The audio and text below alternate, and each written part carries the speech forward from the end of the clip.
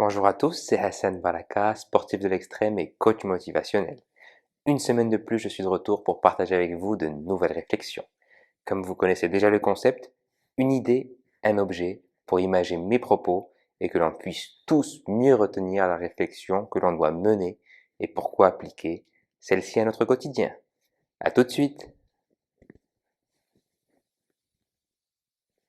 Aujourd'hui, je veux aborder avec vous la notion du changement. Dans le dictionnaire, le changement, c'est un état qui évolue et qui se modifie. Mais ce que vous savez tous au sujet du changement, c'est que celui-ci n'est pas facile, car ça fonctionne exactement comme un moteur diesel qui chauffe progressivement avant de performer à son plein potentiel. Lorsque l'on veut changer quelque chose, on va être confronté de prime abord à plusieurs obstacles internes, que cela soit physique, mais aussi de notre propre mental ou même externe. D'autres personnes ne souhaitent pas que l'on change. Par exemple, petite parenthèse, c'est souvent vrai quand quelqu'un commence à changer pour une meilleure version de lui. Certaines personnes paresseuses, entamées à leur tour un processus de changement, essayent de saboter le changement d'autrui pour ne pas qu'il y ait de gap entre eux qui veulent stagner et la personne qui souhaite changer. Fermons la parenthèse. Avec le temps, j'ai constaté que celui qui apprend à changer et à s'adapter, c'est celui qui survit dans le monde dans lequel on vit au jour d'aujourd'hui. Il est donc essentiel d'être prêt à changer et de se transformer pour notre bien-être physique et psychique. Pourquoi il est difficile de changer? Pour cela, on va voir ensemble une explication scientifique qui peut bien imager mes propos. En physique, il est démontré que dans un atome, il y a des électrons. Et ces électrons peuvent sauter d'un atome à un autre. Mais qu'est-ce qui se passe quand un électron essaye de sauter vers un atome, donc vers un autre? Celui-ci essaye d'être retenu par l'atome d'origine. Une force s'applique et le retient pour aller vers lui, ce qui est imagé ici par le pouvoir de l'aimant, qui l'appelle à revenir dans ses rangs pour se tenir la vieille structure. Imaginons donc que l'atome rouge étant votre moi actuel et l'atome vert étant le moi que vous voulez devenir, à savoir un atome avec de nouvelles habitudes saines, faire du sport, qui s'alimente correctement et qui ne fume pas par exemple. Ce qui se passe durant les premiers essais d'instaurer une nouvelle façon de fonctionner, donc on se retrouve avec des réticences de la part de notre corps, comme si c'était l'effet d'un aimant qui nous retenait aux mauvaises habitudes. Cela est matérialisé par des courbatures, un inconfort intestinal quand on change d'alimentation et autres faux signaux du corps qui essayent de nous dissuader de continuer dans la voie du changement. Par exemple, quelqu'un qui essaye d'être plus productif en essayant de se lever tous les matins 30 à 60 minutes avant son heure, donc habituelle, aura du mal les premières fois. Mais si on garde notre bonne attitude et que l'on dépasse donc le temps nécessaire pour que notre cerveau crée un nouveau chemin neuronal, on s'y habituera. Généralement, cela commence à partir de 21 jours. Une pratique répétée à force de répétition, espacée dans le temps et assidue. On finit par créer des habitudes. La réussite est sans aucun doute fondée sur la volonté, persévérance et patience de la personne pour obtenir le changement. Il est souvent dit en socio-anthropologie que l'on n'apprend pas les choses par cœur, mais par corps. Pour tous ceux qui ont un permis de conduire, je suis sûr que vous passez votre boîte à vitesse de façon automatique, sans y réfléchir. Cela donc a été possible en créant de nouvelles connexions neuronales qui se sont transformées en habitudes.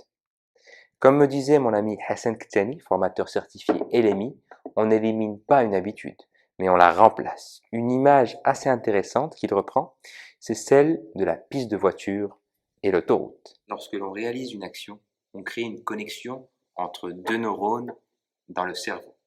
La création divine, donc de notre cerveau, est tellement incroyable qu'il est très difficile de déterminer le nombre de neurones que nous avons dans notre corps. Mais certains scientifiques parlent de centaines de milliards. Imaginez donc le nombre de connexions qui peuvent être faites.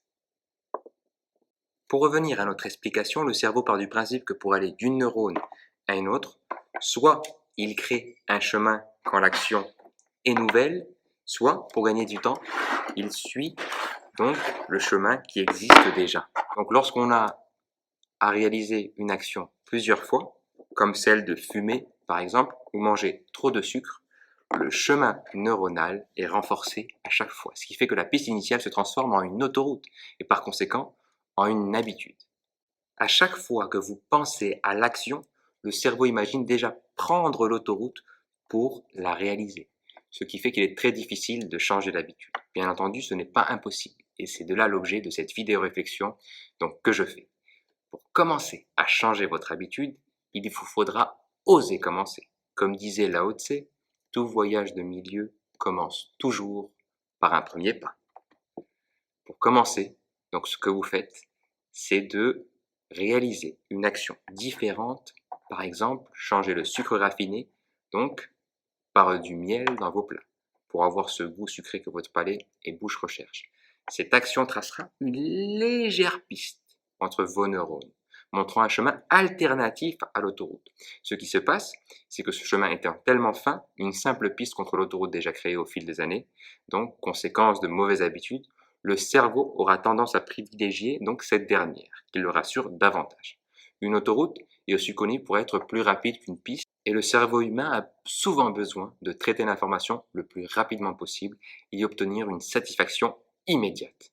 Or, si vous continuez malgré les réticences du chemin sur une piste, il nous est plus facile de crever un pneu ou d'être embourbé, ce qui est imagé par la retention, rappelez-vous, des aimants avec l'exemple des électrons. Avec le temps et beaucoup de patience, vous finirez même par avoir une piste qui se transforme avec plusieurs allers-retours entre neurones en une autoroute encore plus grande que celle d'avant, celle de la mauvaise habitude. Tout est donc une histoire de volonté et surtout de temps et patience. Rome ne s'est pas fait en un jour. Je ne vous dis pas que le chemin va être facile, car plus vous changez d'électrons dans vos atomes, et plus la force appliquée va être supérieure. Mais vous pouvez le constater que lorsque vous dépassez une certaine distance, l'aimant ne tire plus, il ne fait plus son effet. Et c'est comme ça que vous arrivez à changer vos habitudes. Voilà pour moi pour aujourd'hui, une petite vidéo réflexion dans laquelle je voulais inciter au changement, chercher à se dépasser et devenir la meilleure version de vous-même. La vie, c'est comme faire du vélo. Lorsque l'on ne pédale pas, on perd l'équilibre. En tant qu'aventurier et passionné de sport extrême, j'ai toujours été interpellé par les aventuriers qui vont explorer le pôle Nord. Sachant que suite à plusieurs jours de marche dans de rudes conditions, une fois qu'ils l'atteignent, ils n'y sont que pour quelques secondes, car la banquise étant à la dérive, pour pouvoir rester au pôle Nord géographique, ils doivent rester en train d'avancer continuellement, à l'image d'un sportif en salle de sport qui court sur son tapis roulant. Merci d'avoir pris le temps d'écouter cette vidéo. Si celle-ci vous a plu et que vous voulez m'encourager à faire plus de vidéos réflexions de ce genre, n'oubliez pas de liker avec un petit pouce bleu et de vous abonner à ma chaîne YouTube. À la prochaine fois et que la paix soit sur vous.